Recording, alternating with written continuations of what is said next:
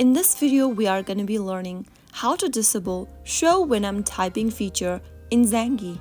To disable the Show When I'm Typing feature in Zangi and enhance your privacy, go ahead and open the Zangi application on your mobile device first.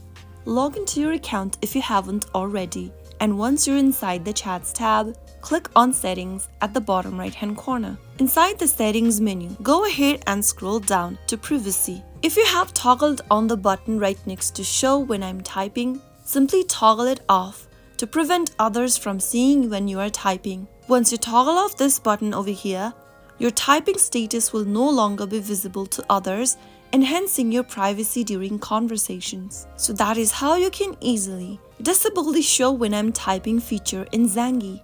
I hope the tutorial was helpful to you. If it was, make sure to give us a thumbs up and subscribe for more Zangi tips and tricks. I will see you again in the next episode. Thank you for watching.